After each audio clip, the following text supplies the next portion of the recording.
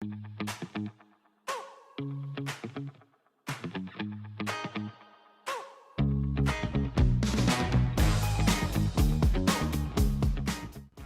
to another episode of Inside the Shield with Pro Football Moms.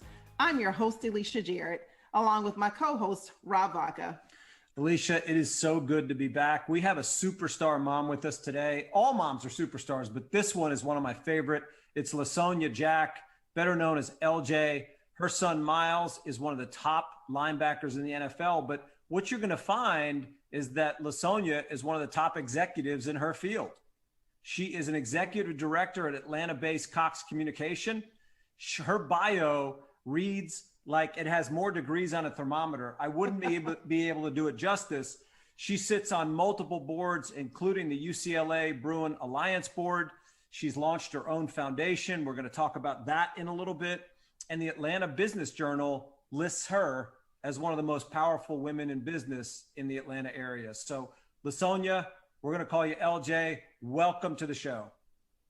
Thank you. Thank you. Hey, I'm so excited to be here with you two today. So it's a pleasure. Yep.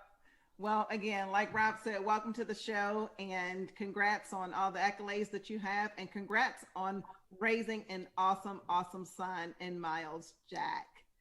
Why don't you tell us a little bit, Sonjia, about Myles? Like, when was it that you knew that he had potential to play in the NFL? So Myles, about the age of 5, really was interested in football. And about 6, he said, hey, am I old enough to play football? So of course we signed him up. We had a lot of great games, but his first year, they actually went to the championship. I actually have a newspaper clipping from it, and they won, believe it or not, at 6 years old. But I would say more than not, it was probably around his high school time. High school, Myles was very aggressive in his sport. He played both ways, even in high school. And he came to me and he said, hey, I'm going to win every award there is to win in high school football. And that's what he did. He was Player of the Year. He was a Seattle Times Football Player of the Year. He was in the Army All-American game. And at that point, I start to say, hey, this is something special here. This is a game that he loves, he excels at. And then when we got all of the offers from the colleges, then I knew that, this was probably in his future. I would come to the door and literally thousands and thousands, and I should say almost 1,000, I still have them, of letters that came and, requesting him to be part of the organization. So I think that's when I kind of decide, hey, this is not just something for fun, but he can probably make a career out of this. But why do you think, so at age 6, and if anybody's ever seen 6-year-olds play football, it's like sumo wrestling. Like somebody runs up to somebody, they bounce off of each other, they go running the wrong way. So they win the championship at 6. And Myles then later tells you he's going to win all these awards. What made him different, though? Why did he win those awards? What did he do to compel himself to win those awards? So right now, Myles is the same as he was when he was 6. And let me give you a great example. At 6 years old, after the championship, he says, hey, that's when, the films were on DVDs. And he said, hey, are we filming other teams' games? And the coach says, no, but we can. So every Sunday, our coach would leave the next 5 games from the previous teams in our mailbox. And literally, Myles will go review them during the week, just as he does today in professional sports. He spends time reviewing film of other players, learning their weaknesses, learning their strengths. The main thing was, Mom, how fast do you think they are? Do you think I can beat them? And he would spend time really focused in on the game from I call it a strategy perspective. At 6, it's not strategy. It's just watching who are the hot players, in your town. But Myles is very focused and spends the time to actually learn the game and perfect the game and then go emulate it, is what I call it. So that's really what has made Myles a little bit different. When a lot of times people say, well, what great teams do you like? Myles doesn't list teams, he lists players. So he watches players, he learns from them, he watches their video.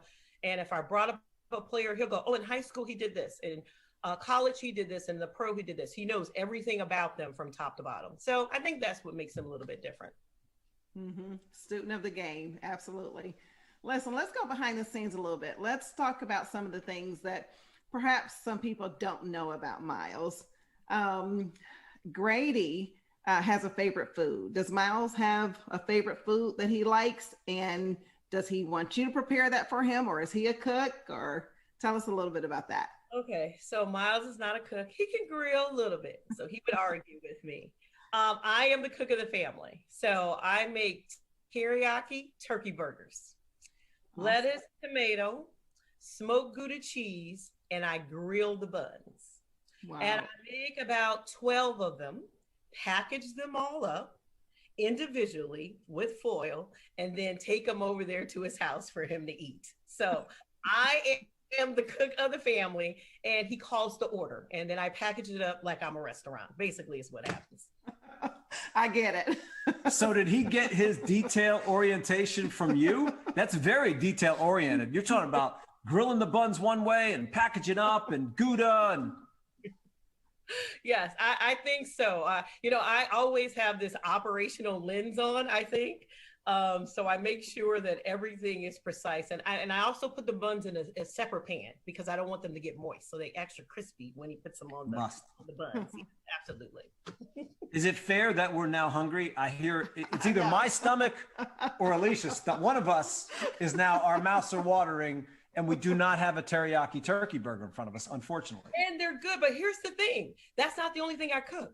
I will do then 6 ribeye steaks. I will do 2 pans of vegetables, which is most likely grilled broccoli. And then I will do another pan of string beans along to go with that. And then I would do about 65, we call it smoked chicken wings. So all of that packaged up at once and sent to Myles' house. So you're rubbing it in now. We got it. I got to tell you. Yes. Totally got it. Look, real quick, let me piggyback on that. So do you all have a game day ritual? Like, do you do dinner as a group after the game, or how does that work? Usually what happens is I already ask him the day before the game what meal does he want. I will prepare it that night for grilling and be ready after the game to pull it all together. And then, of course, we'll eat at my house or his house. But yes, I get the pre-meal plan, and then I'm off and going. Yep. I love it. So sounds like you're detail oriented. Sounds like the apple doesn't fall far from the tree. If we were talking to Myles and we said, sum up your mom in one sentence, what would he tell us? I'm going to get a little emotional on this because we just had a panel the other day and they asked him a question about, what does your mom mean to you? They call me LJ really because of Myles.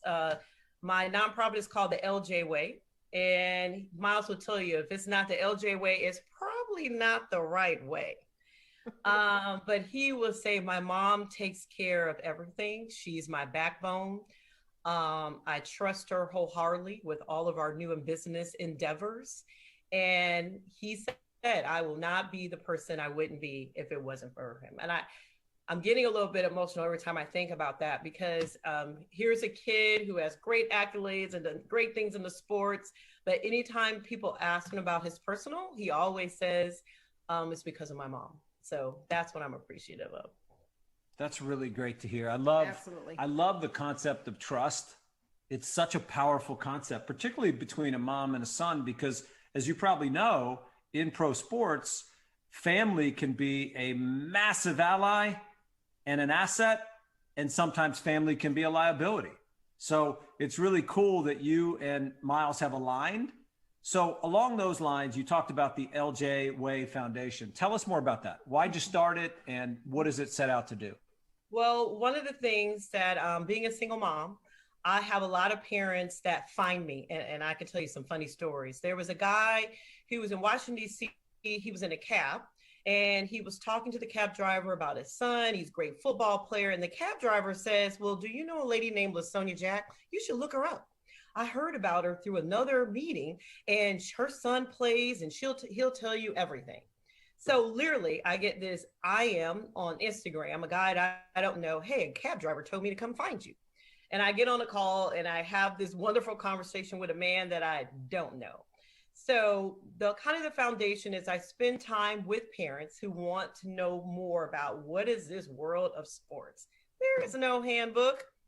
And when you have this great sports star, whether it be basketball or tennis or soccer, parents got to kind of figure it out as they go along. So I call myself kind of the football mom whisperer a little bit. I'm behind the scenes and people find me and I give them as much advice as I know that I have kind of learned along the way. We have extraordinary circumstances, but if I can help another mom or dad or aunt or grandmother during this process, then it's all worth it. So that's where I focus on, just speaking to our young parents in sports about this whole process. Is that along the lines of the BET special that you were featured on, talking about how you navigated the process with Myles through his high school to college journey and then college to the pros? Is that expanding on that through the foundation? Yes, absolutely. It's just important, and Elisha knows as well. I mean, as you get thrown into this process, you know, and you meet all these different people and organizations, and everyone's talking finance and sports and performance enhancements and training. And you're like, well, how do we put this all together? And then how do I establish what I call a business partnership with your child? And so when Myles wants teriyaki burgers, he calls me mommy on the phone. But when we're talking business, he picks up the phone and goes, LJ, I got something for you. And then I know it's all business. So we transition back and forth, but that's really what that's all about. I love that. I love that. Let's, for a minute, you all just partnered up with, is it Iceman Igloo? Yes, it is. So I got my arena. Yes, absolutely. Tell us a little bit about that. I got my Iceman. Oh, and then of course I got 44 on there. Love it. Love it. So this is great. This is another great initiative that Myles and I started with. So we sat down and we talked about his goals and what does he want to do moving forward? And he talked about behind the scenes of sports, business ownership. So we got this great opportunity to have a meeting with Andy Kaufman. He is the owner of the Iceman Hockey League, and he was looking for a few partners. So ourselves, some others, Tim Tebow, we all became a partnership to actually bring more zest, I would call it, to our hockey. Community service and programs for the kids in the community of Jacksonville. So I grew up in Evanston, Illinois. I'm used to ice hockey, roller skating. But in Florida, you know, people are like, ice hockey, what is that? Palm trees and ice, right? Yes, exactly. So it's great though, and a great way to bring the kids. So that is one of the endeavors. And then we also bring a new ice rink to Jacksonville that we're partnered with. So it will be called the Iceman Igloo. So kids will be able to come in and partner. But this has been absolutely fabulous and a great way to bring business to Myles. That's amazing. LJ, Myles has had a really, really good career with the Jacksonville Jaguars, one of the elite linebackers in the league. I know that I have sometimes tried to figure out what were some of the best plays that Grady has made. Tell us what you think some of the best plays that Myles has made since he's been in the league. Okay, so I'm going to go ahead and do it. Myles was not down because I was at the game against Tom Brady. Yes, he did catch the interception, and yes, it was going to be a touchdown, and they called it back, but Myles was not down. I laugh at that because when that happened, the whole town, I mean, literally there was an airplane above that says Myles Jack is not down. All the signs on the side of the highway. So the whole community just, you know, championed around that subject, but that was a really great play. Another one is just interception. You know, Myles being a running back, he anticipates the ball. So every time I can tell, I was like, all right, they're going to throw an interception here. And next thing I know, they threw it, he catches it and he runs. He goes like 30 yards and I get screaming. It's just like, you know, when he was in high school, I'm like, I knew it they're going to throw it towards him and he's going to catch it. So I think my best plays are the interceptions and then tackling. A lot of people say, are you worried about your son tackling? I actually worry about the other player because I know Myles is coming in hot and he's coming in fast.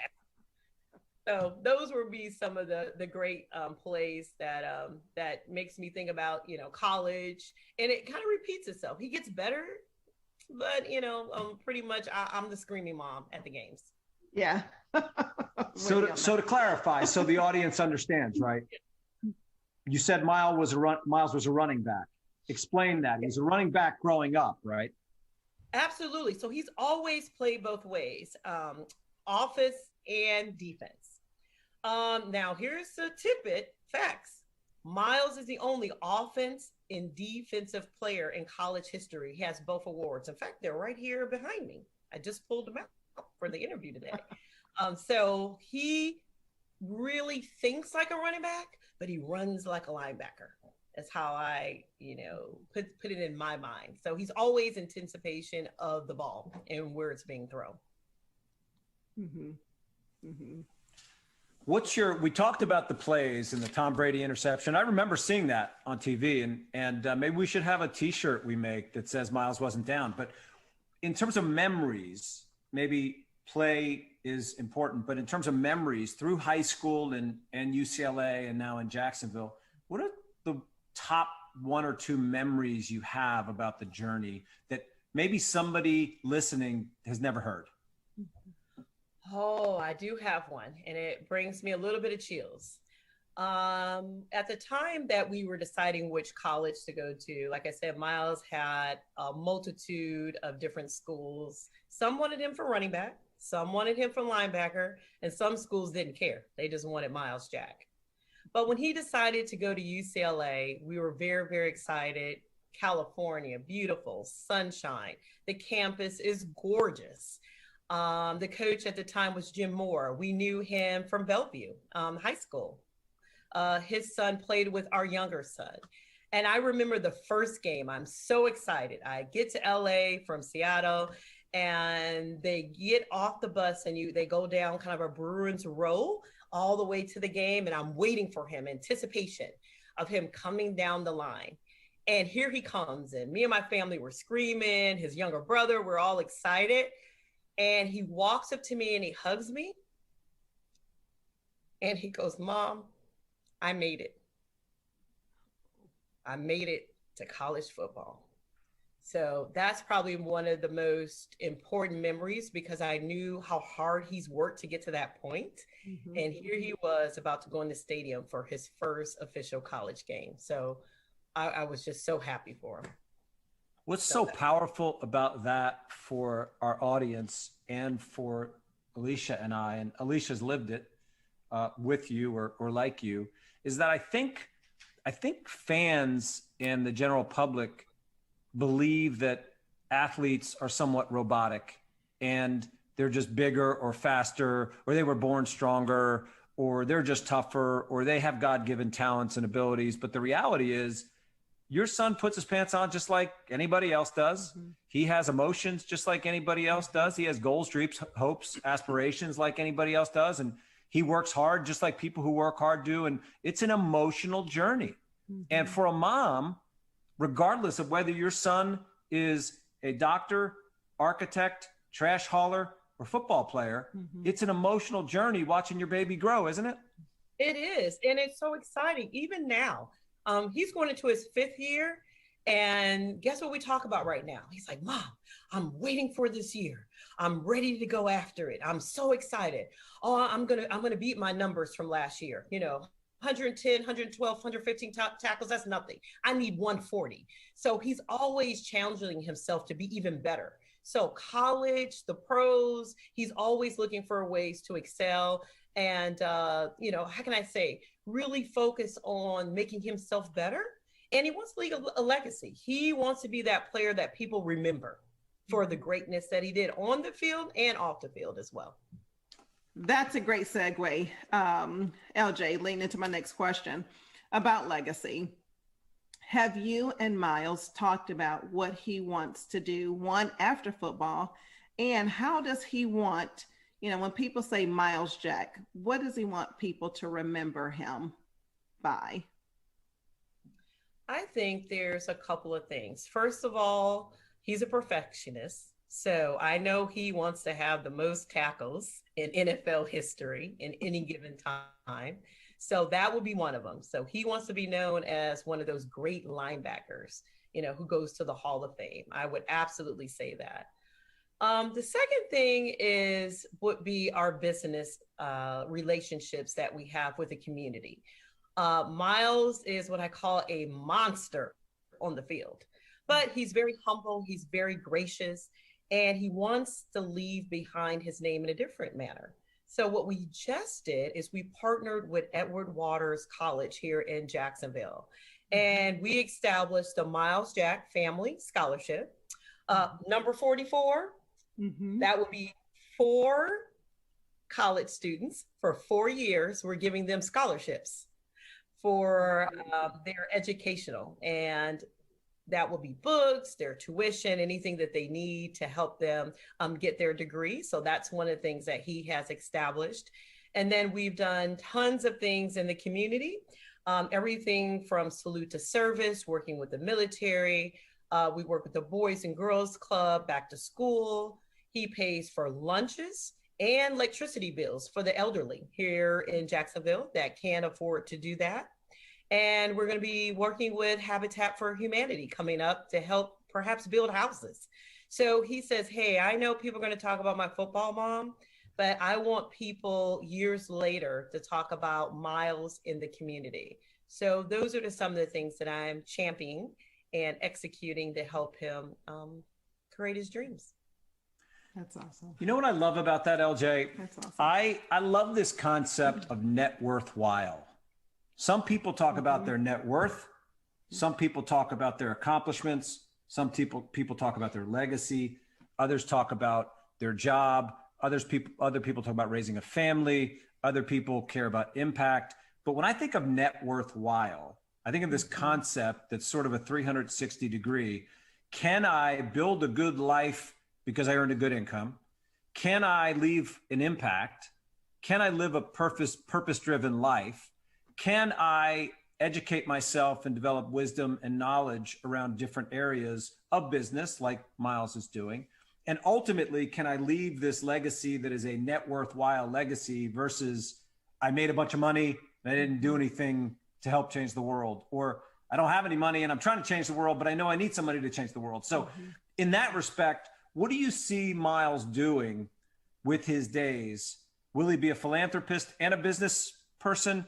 Will he start a company? What do you think he'll do post-football? I'm not saying he only has a year left or 2 years left, because he may play another 10. A guy that I know here in Atlanta, Takeo Spikes, was a linebacker that played 15 seasons in the NFL. So who knows? But what do you think is next for him? A couple things. So more sports ownership. So we have a few things up our sleeves that may be coming up. He does want to be a sports owner. So more meetings around those endeavors. The second thing is, so here's some funny things about Myles. He loves chickens, ducks, bees, and his dogs. And he has all of them on his property. So any given time, you can go play with about 100 chickens at his house. So I can see more land ownership. He wants a big giant farm with all these animals to roam around in. So that most definitely will be one of Myles' endeavors. And then I think you may see him in a more political format as well. He spent time with the mayor yesterday, shadowing him, learning about politics and what happens in the city and how they make decisions. So I can see a little bit of that in his future, as well as a business owner. So he is a very integral part as we look at business endeavors. I call it the Jack family Shark Tank. He gets to ask questions, get to see, what's behind all of the puts and takes of a business and how to get it started. So most definitely a businessman, a farmer, a community activist doing some kind of city council work. That's Myles Jack. Tell him to leave some room on that farm for my grandbaby Harmony. That's right up her sleeves. So wait a second. You said he's the birds and bees mayor? Yes, you said he's birds and bees. He's chickens, ducks, and bees? Yes, I love it. And he has them all. I kid you not. He could be the first birds and bees mayor. He could inform people on an awful lot of stuff with that background. I love it. Listen, Myles is on a fantastic track, and clearly he has a fantastic mother that has provided the foundation for him to be able to do the things that he's doing. So kudos to you, Mom, and congratulations to Myles. We're going to continue watching him and supporting you and our mothers. So yeah, thanks so very much for joining us today. Is there any one last thing that you want the world to know about Myles Jack? I would say wait for this new season. He has picked up boxing. Not that he's going to be fighting on the field, but it'll get him in great shape. You should see a lot of great things from him this year in the Jacksonville Jaguars. So excited for the season. Go Duval! Absolutely. LJ, thanks so much for joining us. You were a rock star and we appreciate you. All right. Thank you, everybody.